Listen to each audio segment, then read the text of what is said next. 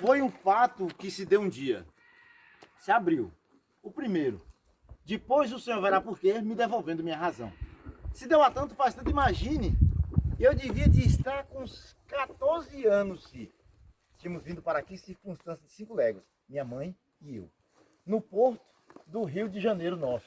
Hoje lá é o porto do seu Joãozinho Negociante. Porto lá como quem diz, porque outro nome não há. Assim sendo verdade, que se chama no sertão. É uma beira de barranco, com uma venda, uma casa, um curral e um paiol de depósito. Cereais. Tinha até um pé de roseira. Rosmes? Depois o senhor vá, verá. Pois naquela ocasião já era quase do jeito. O de Janeiro dali abaixo, meia légua, entra no São Francisco, bem reto ele vai. Forma uma esquadria. Pois tinha sido que eu acabava de sarar de uma doença e minha mãe fez promessa para eu cumprir quando eu ficasse bom. Eu careci de tirar a esmola, até para fazer um tanto. Metade para se pagar uma missa em alguma igreja. Metade para se pôr dentro de uma cabaça, bem tapada e breada, que se jogava no São Francisco, a fim de ir Bahia abaixo. Até esbarrar no santuário do Santo Senhor, Bom Jesus da Lapa. Que na beira do rio, tudo pode. Ora, lugar de tirar a esmola era no porto. Mãe me deu uma sacola, e eu ia todos os dias, eu esperava por lá naquele parado raro que alguém vinha. Mas eu gostava. Queria novidade quieta para os meus olhos. De descer o barranco me dava receio, mas eu espiava as cabaças para boi de anzol sempre dependuradas na parede do rancho. Terceiro ou quarto dia que lá fui, apareceu mais gente. 2 ou 3 homens de fora comprando alqueires de arroz. Aí, pois, de repente, eu vi um menino encostado numa árvore, pitando um cigarro.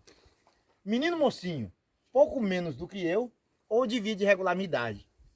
Ali estava com o chapéu de couro, de sua esgola baixada, e se ria para mim. Não se mexeu. Antes foi eu que vim para perto dele. Então ele foi me dizendo com voz muito natural que aquele comprador era o tio dele, que morava num lugar chamado Os Porcos. Meu mundo diverso, onde não tinha nascido. Aquilo ia dizendo, e era um menino bonito, claro, com a testa alta e os olhos aos grandes, verdes. Muito tempo mais tarde, foi que eu soube que esse lugarinho, Os Porcos, existe de se ver. Menos longe daqui, no Gerais de Laçãs. Lá é bom? Perguntei. Demais, ele me respondeu. E continuou me explicando. Meu tio planta de tudo, mas arroz esse ano ele não plantou, porque enviou de morte de minha tia. Assim parecesse que tinha vergonha de estarem comprando aquele arroz, o senhor veja. Mas eu olhava para esse menino com um prazer de companhia, como nunca por ninguém eu não tinha sentido. Achava que ele era muito diferente. Gostei daquelas finas feições, a voz mesma muito leve e muito aprazível. Porque ele falava sem mudança nem intenção, sem sobejo de esforço, fazia de conversar uma conversinha adulta e antiga. Foi recebendo em mim um desejo de que ele não fosse mais embora, mas ficasse sobre as horas. E assim como estava sendo, sem parolagem miúda, sem brincadeira, só meu companheiro, amigo desconhecido. Escondido, enrolei minha sacola. Aí, tanto mesmo em fé de promessa, eu tive vergonha de estar esmolando. Mas ele apreciava o trabalho dos homens. Chamando para eles me olhar, com jeito de siso, senti, modo meu de menino, que ele também se simpatizava a já comigo. Assim que ele tinha dinheiro de seu, comprou um quarto de queijo e um pedaço de rapadura, disse que ia passear em canoa. Não pediu licença ao tio dele e perguntou se eu vinha.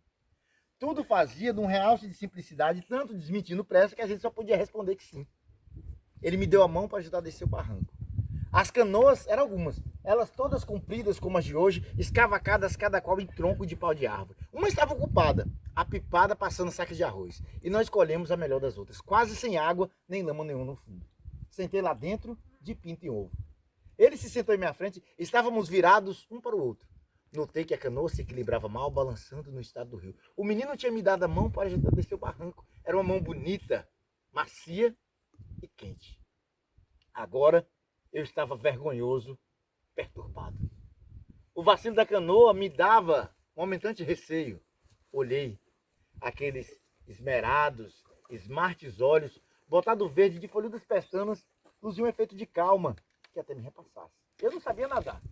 Um remador, o menino também, da lá e da gente, foi remando. Bom aquilo não era, tão pouca firmeza. Resolvi ter brio. Só era bom para estar perto do menino. Nem minha mãe, eu não pensava. Eu estava indo a meu êxito. Sabe o senhor, o de Janeiro é de águas claras, e é rio cheio de bichos cágados. Você olhava lá, servia um vivente desse, em cima de pedra, quentando o sol, ou nadando descoberto e exato. Foi o menino que me mostrou e chamou minha atenção para o mato da beira em pé, paredão, feito a régua regulado. As flores, ele prezou. No alto eram muitas flores. subitamente vermelhas, de olho de boi e de outras trepadeiras. E as roxas do mucunã, que era um feijão bravo. Porque se estava no mês de maio, digo, tempo de comprar arroz que não pôde plantar. Um pássaro cantou, iambu e periquitos bandos passavam voando por cima de nós. Não me esqueci de nada. O senhor vê? Aquele menino, como eu ia poder deslembrar? Um papagaio vermelho? Arara flor? E o que? O araçari perguntava. Ele, o menino, era de semelhante, já disse. Não dava minúcia de pessoa outra nenhuma. Comparável, um suave de ser, mas aciado e forte. Assim se fosse um cheiro bom, sem cheiro nenhum sensível. O senhor represente, as roupas mesmo não tinha nódoa, nem amarrotado nenhum, não fuxicavam.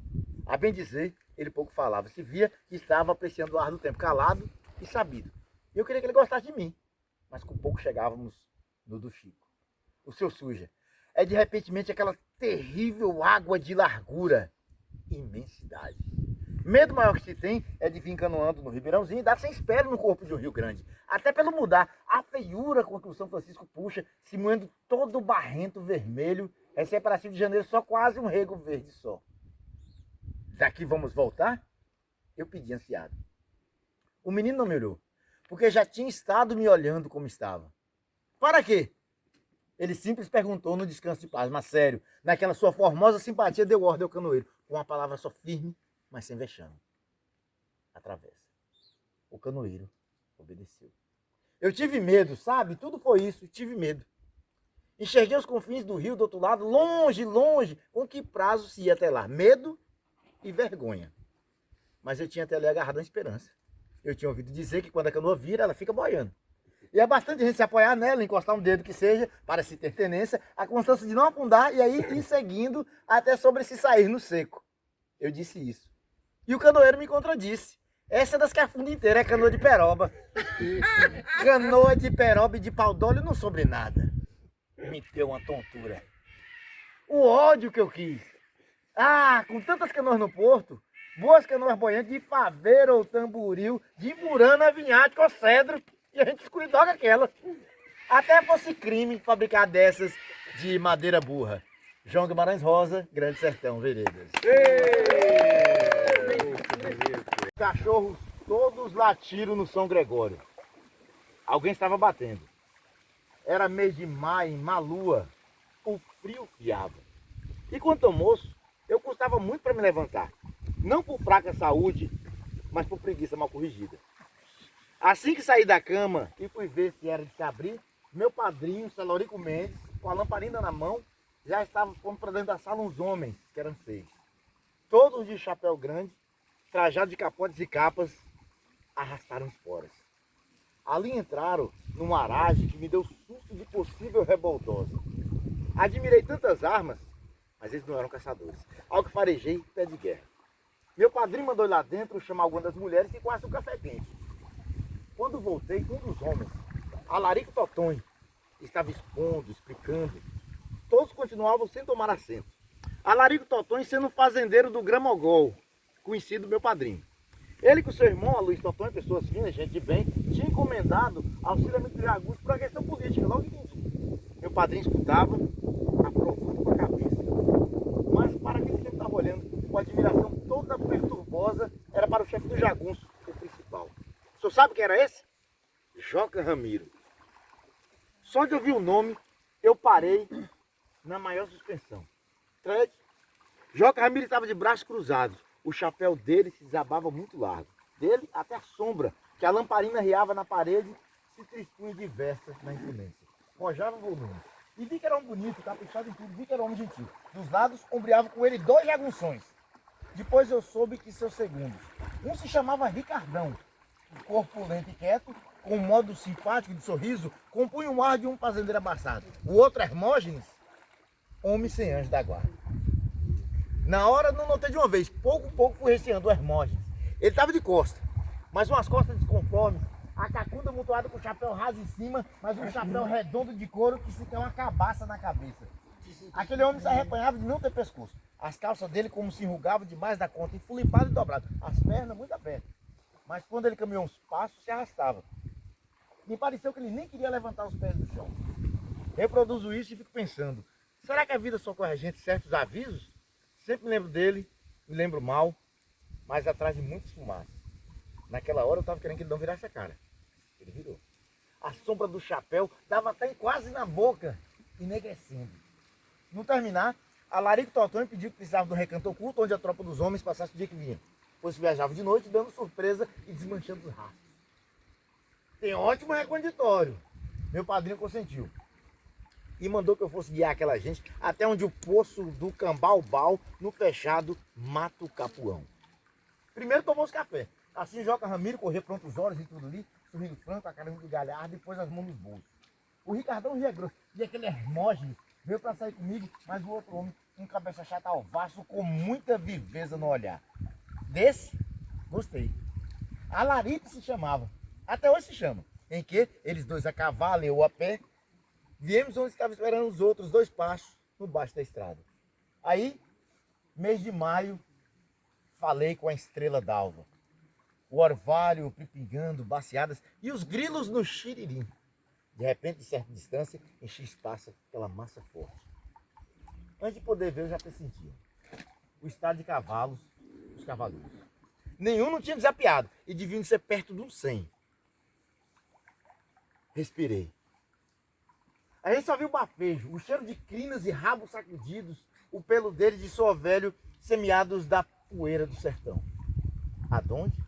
Um movimento esbarrado que se sussurra de uma tropa assim, feito uma porção de barulhinhos pequenos que nem a de um grande rio do aflor. A bem dizer, aquela gente estava toda parada.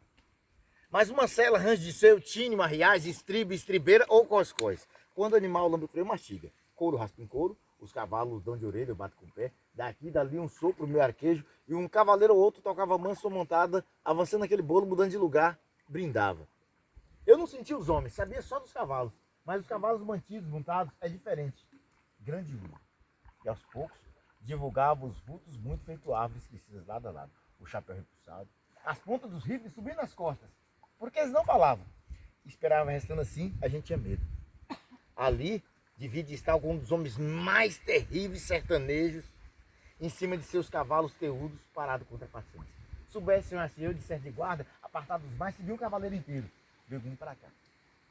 O cavalo dele era escuro, era uma alazão de bom pisar. Capichum? Mas o seu Hermógenes? O cabeça chato falou aviso. Tá bom, Laripe? O de lá respondeu. A gente se encostava no fio, escutava o orvalho, o mato cheio de cheiroso, estalinho de estrelas, o deduzido dos grilos e a cavalhada peso. Dava o raiar, entre a luz da aurora quando o céu branquece. Ao ar indo ficando cinzento, o formato daqueles cavaleiros escorridos se divisavam. E só me desculpe de estar retrasando em tantas minudências, mas até hoje eu represento meus olhos aquela hora tudo tão bom. E o que é? É saudade.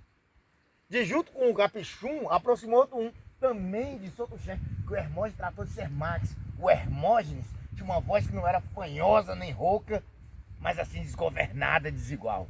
Voz que se safava. Assim fantasiei de dizer o ser de uma irara, com seu cheiro fedorento. Auê, alguém, irmão? Aquele ser Max perguntou, tratando de minha pessoa. De paz, mano, velho. A mim que veio mostrar a gente um arranjo. O Hermógenes contestou. Deu ainda um barulho de boca em goela com um rosto. Sem mais delongas nenhuma, saí caminhando ao lado do cavalo do Hermógenes, puxando todos para o Cambaubal. Atrás de nós, eu vi os passos postos da grande cavalaria, regular. Esse empurro continuado. Eu não queria virar e espiar, achar que era melhor. Mas agora eles conversavam, alguns riam, diziam graças. Presumi que estavam muito contentes de ganhar repouso de horas, pois tinham navegado na cela noite.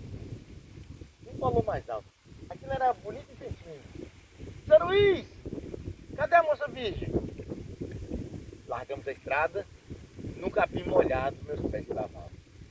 Algum, aquele Ser Luiz, cantou palavras diversas para mim, atuadas todas estranhas. Urubu é vila alta, mais idosa do sertão, padroeira minha vida, ventilava alto mar não, corro os dias desses verdes, meu boi mocho baetão, Buriti, água azulada, carnaúba, sal do chão, remanso de rio largo, viola da solidão, quando vou pra dar batalha, meu coração. Viu quebrando os barros, se demais com as várias. Lembrando a gente assim, me emprestaram um cavalo e eu saí com a Laripe para esperar a chegada da tropa de pouso, adiante na boca da ponta. Não dá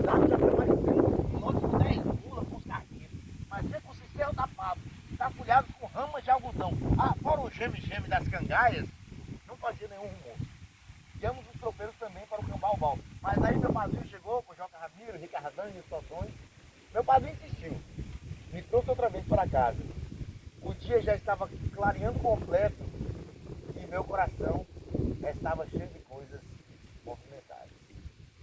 João Guimarães Rosa, Grande Sertão. Veja lá.